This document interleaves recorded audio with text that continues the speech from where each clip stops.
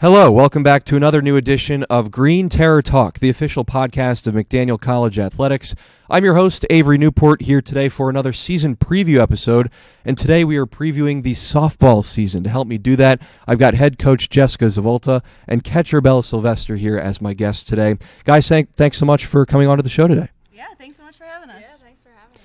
So for those who are not in the know, your season opener, your home opener anyway, this weekend has been canceled. So that's mostly why I wanted to get you guys in here, was to preview that series. But Mother Nature had other plans, of course. It's going to be way too cold on Sunday. So that won't happen now. But you are going to play your season opener on the road this weekend at Eastern Mennonite, so we can focus a little bit on that first. But before we get into those questions about the season, Jessica, I just wanted to talk to you first because this is your first year as head coach of the softball program. Welcome to the Hill, of course. You have been here for 7 months, so that's a bit delayed, I think, at this point. But first question I wanted to ask you here today, how have you enjoyed your time so far at McDaniel? What have been the highlights of your first 7 months on the job, and what has that first 7 months on the job looked like for you? Yeah, of course. Honestly, I've loved it so far. It's been fantastic. I will say I came into a really good group, especially I will say the senior class. They've really been fantastic. Bella, yeah, you're welcome. Bella being one of them. They honestly made my transition in so easy right off the bat, really good with the buy-in and everything, and just helping make those changes and those adjustments and things like that to the program. So honestly, from top to bottom, I could not ask for a better group. They've been great so far. So yeah, that's great to hear, and especially you're coming into a program with a long and storied tradition, right? 5 NCAA tournament appearances, multiple Centennial Conference championships. There's a lot of pedigree here in this program. So to have that group kind of help you in and ease you into the whole process, I'm sure makes it that much easier to be assimilated in the culture. Yes, 100%. And honestly, with them having really good success like early on in their careers, and just really having the drive to get back to that, it's been fantastic. So I'm actually really excited for this year. I think it's going to be a really good year. So yeah, absolutely. I'm in the same boat. Really excited to see how the team grows and develops under you, your first head coaching job. But I wanted to kind of follow up with that question too. What has the transition been like for you? Because you've only been an assistant before this job as head coach. So how has that jump been for you to be the head person of a program? What has that been like so far? Yeah, I will say there's some things I wasn't quite prepared for, not in a bad way, but just there's always going to be that adjustment, right? I will say I came from 2 really good programs prior to my time at McDaniel, that both of those head coaches really helped me and really prepared me to kind of jump into this role. And honestly, without either one of them, I don't think I would be where I'm at today, 100%. But yeah, like I said, the team has been great just to really help with that transition too. But definitely the two prior places I've been at have really helped with that. Big time. Yeah. Bella, I want to bring you in here too and kind of, again, go off of those first couple questions. What has it been like for you to have a new head coach this year? Because you're a senior, you've been around this program for a couple of years. You've only had one coach up until, Jessica's arrival here. So what has that been like for you and for the rest of the team, having a new head coach in the building? I mean, it's definitely a lot different, but, having something different is always, is usually a good thing. You need to change your routines to get different results, So I think it's been really good. We have different routines now. We're working a lot together and just finding that glue to bring us all together. It's really good. I think we found that glue with Coach Jess here. Yeah, that's great. And it's great to hear that too, and you haven't even played a game under her yet, right?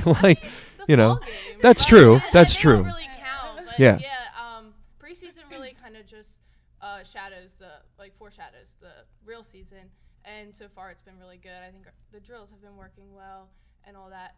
Fortunately, we've got to go outside this past week because it's been beautiful. But I think these games this season is definitely going to really show what kind of coach Jess is, and I expect that to be good. So yeah, same here. Very excited to see how you guys start the season, right? Because there are a lot of new changes around the program this year, but you do have some key returners that are coming back. Bella, of course, you're chief among them. First team all-conference selection last year.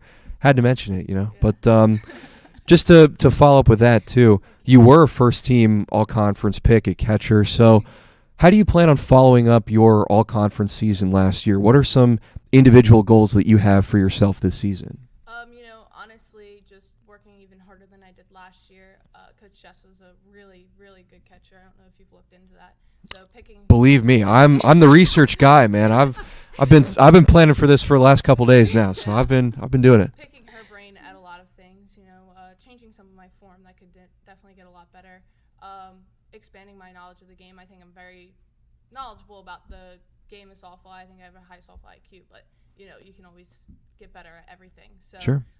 Looking more into the stats and understanding the batters and my pitchers and having a better relationship with my pitchers, I think that's definitely going to help me continue my success. Yeah, right, because it's an offensive and defensive position in a lot of ways too, right? As a catcher, you got to be able to throw runners out at second base if they're trying to steal. You got to be able to communicate with whoever's on the mound or whoever's in the circle for you guys. So there are a lot of different things you have to do besides just being able to hit the softball. You got to be able to control the game in a lot of ways. It's you and the pitcher that are really in control of how the game moves and flows. So there's a lot of responsibility on your shoulders. Do you think that responsibility has helped you become sort of a leader on the team, especially now that you're a senior? That's definitely one of the top reasons of why I'm a good leader, because one of the reasons I became a catcher was to boss people around. That's the best part of course, that's why anyone wants to be a catcher, I could be yeah. like, all right, right field, let's move over. And yeah. They'll do it. And, it's such a great feeling of knowing that I can tell you what to do and you're going to do it. But it does come with the territory. You can't be rude. You have to be polite and not have them go behind your back and be like, can you believe she said that? No, never. That would never happen. I think being a catcher has definitely helped me a ton in becoming a leader on the field. You see everything on the field, literally everything, and that also has helped me shape my softball IQ as well. So it's been really good. Yeah, sure. Absolutely. I kind of want to expand here and talk about what the rest of the team is going to look like this year, right? Because you are going to have to replace some major production from a year ago. Mandy Butts was another all-conference player who has graduated from the program. A couple other players from last year who are no longer on the team, Michaela Calamita, Peyton Hazelton, of course. Starting infielders are no longer here. So you've got some offensive changes in the lineup. What is the lineup going to look like in 2025, and who are the players that are going to step into those bigger roles offensively? Yeah, of course. So I will say some of those key returners, obviously with Bella definitely being back in the lineup, Liberty as well. She's definitely has made some major jumps just in terms from fall until even this preseason, things like that. So I can see her contributing a little bit more offensively this year than she did last year. Ashley, 100% getting her bat back in the lineup. She will be another key piece in there too. Some freshmen, Allie, she has done a really nice job this preseason. So I can see her contributing both offensively and defensively as well. Cam is an outfielder, pitcher as well. She has been, her bat's been coming along too a lot this preseason as well. So I think within this freshman class, we definitely have some key pieces that I think will kind of fill some of those shoes that graduated last year. Yeah, it's definitely something that I like to ask too when we do these preview episodes, because a lot of times people and fans who might be going to the games don't really know the freshmen all that well. They haven't seen them play yet, so it's always cool to see that there are some freshmen that are going to step into the lineup really early on in their careers and make a big impact on the team. What does that say about the culture that you guys are trying to develop here, that you've already got a group of freshmen coming in that are going to make a major impact so far this year? And just for you as the coach, what does that say about what you're trying to build here, that you've already got a group of freshmen that you can rely on so early in their careers? Yeah, 100%. I will say this fall, the freshman class came in, and I think part of it helped too, where they didn't kind of really know any different in terms of what was happening in previous years and then now. So they just kind of came in and really bought into everything right off the bat. I will say they really meshed well with the upperclassmen, and their personalities within that class are they're great. They're great. They're a fun little class. Hesitation there. They're kind of yeah. They're a fun class. They're a fun class, and they, like I said, they jumped in, they got involved, and they mixed in pretty well, right off the bat. So I knew, kind of from the end of fall, that class was definitely going to contribute some way, somehow. Good. Yeah, they've been really great. I can't complain about them. They jumped in the deep end and started to They swim. did. That's all you can do, man. At the end of the day, that's all you can do. It's sink or swim out here, We you throw know. the baby in the pool, we just go. That's right. That's exactly Because they don't know they float when you first throw them in there, but they do. Yeah. They do. They, Yeah. they've been great. So, Bella, I want to kind of continue to add on to this question here, too. What has it been like for you as a senior leader on this team to help the freshmen assimilate into the culture on the team so far this year? What has that been like, kind of, getting them to learn and grow through your process? I think it was definitely a struggle. Coming in freshman year is always hard. You're adjusting to living on your own. Your parents aren't there all the time, but it's good that I could be there for them because when I was a freshman, I had that senior. Meg Horsey, I don't know if you remember her. Sure. She definitely was the one who helped me through it all, and I wanted to be that leader for them as well. So it's been hard, but we've all grown closer because of it, and we're going to be a lot closer on the field too. Everything out of softball goes into softball. The relationships that we create out of softball get put onto the field, and I think that's really going to help us succeed in this season, and I can't wait to see it. Yeah. Same here. Yeah, that it definitely sounds like even though there are a lot of new faces and a almost new program this year, that you guys have something really strong that players want to buy into and be a part of. So that's cool. That's cool already to see that. And you haven't even played a real game yet, and you're already saying all these positive things about the team. That's awesome. Why don't we talk about what the rest of the conference is going to look like here too? Because the Centennial is a great league. You've got 3 really good teams at the top: Gettysburg, Muhlenberg at the top of the poll this year, the preseason poll. Swarthmore also getting a first-place vote as well. So what is the rest of the conference looking like in your eyes? How do you think you guys fit in the bigger Centennial Conference picture this season? I mean, personally, I think we're going to become underdogs. The past Sure. couple seasons, we have not done that well. We have lost games that we should have won, and it's just coming down to the little nitty-gritty things. But this year, I think we're going to capitalize on all of them, and I believe that our conference is going to think low of us, but we're going to come in strong. We're going to come stinging, attack, and we're going to get that Gettysburg win this year because I believe every single game I've played here, we have not beat Gettysburg.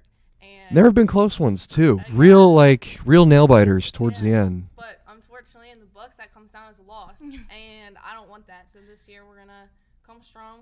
We're going to come That's right. prepared. The reigning and conference champions.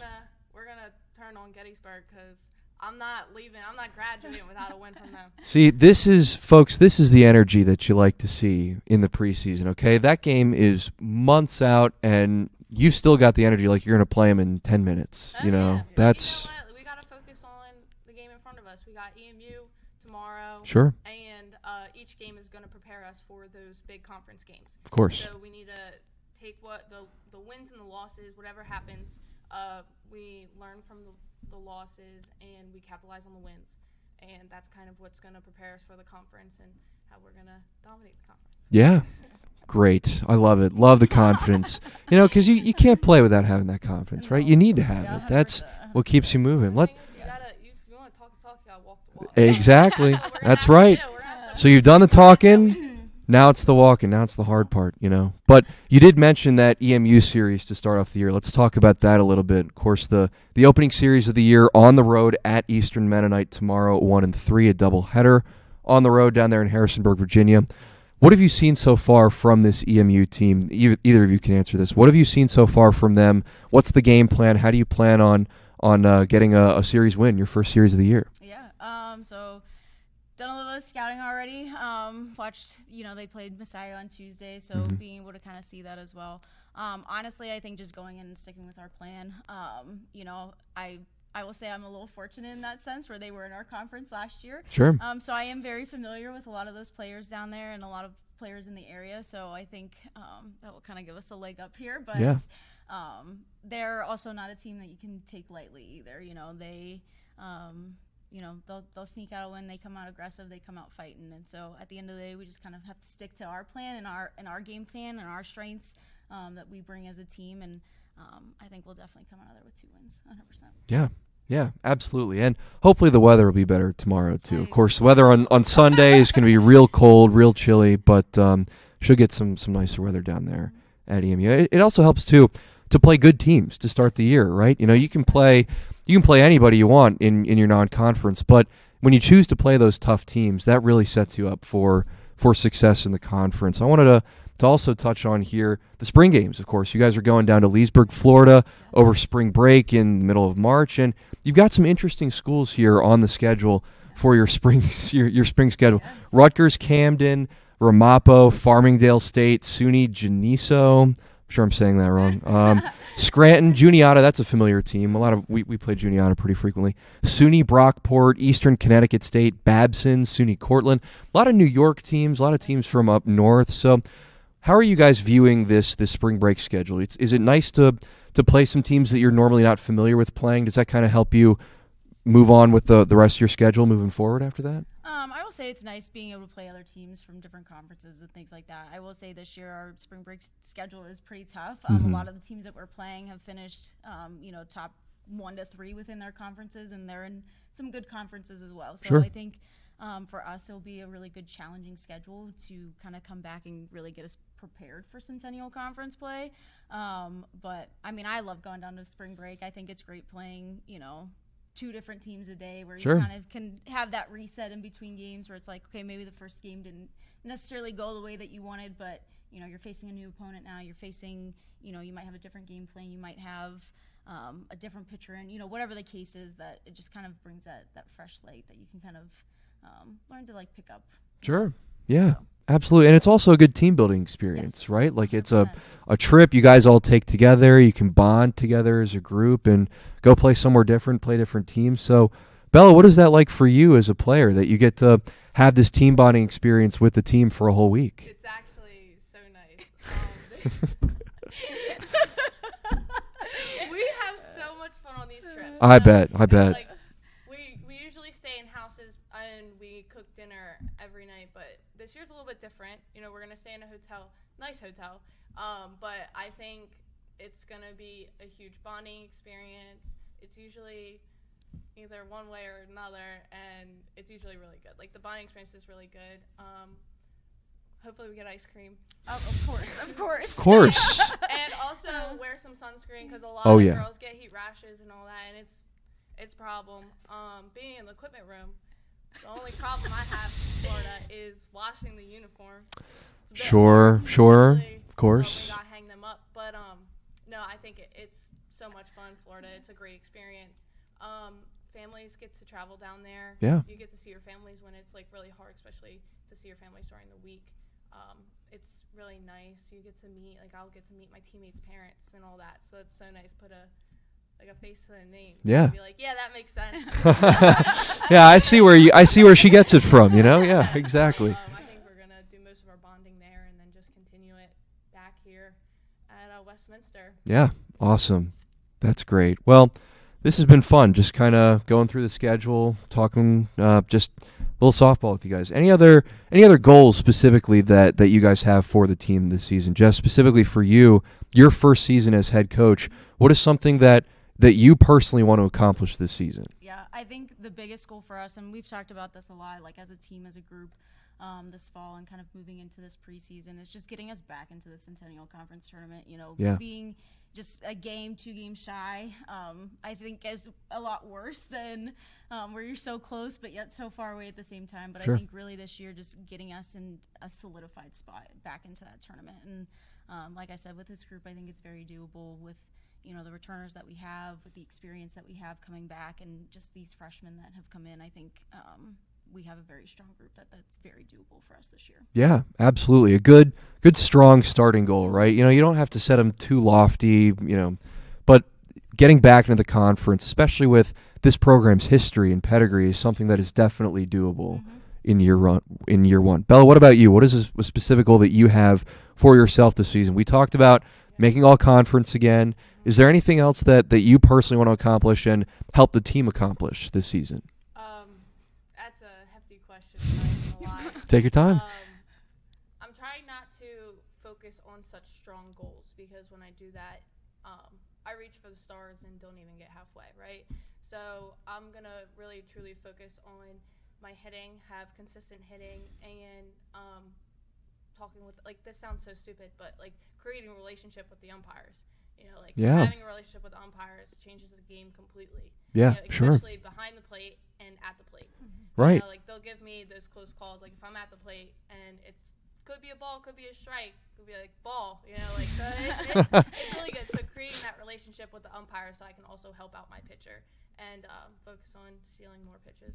So I'm trying to focus on some tiny goals because the tiny ones usually add up to big ones. Sure, absolutely. That's definitely a great approach too. And you do mention that, you know, since you're a catcher, it is important to have that relationship with the umps, right? Because if you're nice to them, they can give you, you know, a little preference here or there, you know, maybe the zone's a little bit bigger for you. So, yeah, that's an interesting point too. I like that's the approach that you want to try and take this year, right? Just trying to accomplish little things here and there and have them accumulate into something bigger for you and the team moving forward. That's a great approach there. Well, this has been great. This might be the best the best season preview episode we've done so far. I mean, I gotta say, we've got it in like a good, concise, like 30 minutes here so far. This has been awesome. But anything else? Any other parting words you guys want to say before we send you off for the day? Yeah, I won't forget that game against Muhlenberg. That 30-minute game. I will not forget. It's a long one. Muhlenberg, be ready. All right, fighting words, man. We love it. Starting right off. Yeah. And hey, please come out to these games, folks. It's free. It's a great way to spend a Saturday or Sunday afternoon. You know, hopefully the weather will be nice too. Come March, come April. So please come on out. Come on out. Get to hear some nice softball cheers. You know. That's true. The dugout cheers, unmatched. There are very few sports that do it like softball does. You know, very true. Yep. Energy unmatched. Yes, for sure. So hot, so much energy that it literally goes out of the frame. You can't even see it. Doing the boot, scoot, and boogie in the dugout. I don't know what that is. I don't have a frame of reference here, so I don't know what that is. But I will. I'm sure I will learn it very soon. I'm gonna hope if they'll agree to it. All right, boot, scoot, and boogie. Is that correct? Is that what that's called? Okay. I'll keep my ears out for it. Never heard it before, but. Is that like a team ritual, or is that just something you want to start this year? I want to start. Oh, okay. You've spoken into existence. I know. You have to start Okay. it now. Maybe we'll do the Cotton Eye Joe. That's everyone knows the Cotton Eye Joe. That's a classic, of course, of course. Now, is there a specific song that's attached to this boot, scoot, and boogie sort of thing? It is. You might want to listen to it sometime. I feel very old right now, or just very out of the loop. Okay, It's an older song. I see. Who's the singer? Who's the performer here? Don't put me on spot on that. Stumped ya. Got it. All right. I know who it is. I just Let's can't go. think of it right now. I just know boot, scoot, and boogie. Okay. I know all the words though. So. That's all that matters. That's all that matters. Yeah. All right. Isn't it Alan Jackson? It might be. Maybe. No. No, I don't think so. Maybe. I Yeah, don't could know. be. I don't know. We'll look it up after. Do the research after the show, folks. All right. That will wrap up our season preview episode for the softball season coming up this weekend. First series on the road at Eastern Mennonite tomorrow, doubleheader 1 and 3 p.m. And it'll be a little while before you guys are back here on the hill, of course, because the home series opener was canceled, scheduled for Sunday. Not going to play it anymore because of poor weather conditions in the forecast, but hopefully we can find a different day to reschedule, or somebody else can come on up here in between now and March 29th, because you guys need a home game before the conference schedule, man. But anyway, thanks so much for coming on. This has been great, getting to know you guys a little bit more and to know the team, and hopefully you guys have another successful season in the books this year. Yeah, thank you so much. Thanks so much for having me. Of course. Bella Sylvester, Jessica Zavolta, my guests here today on Green Terror Talk, the official podcast of McDaniel College Athletics. Come out and watch some softball this year, folks. We'll see you next time. Take care.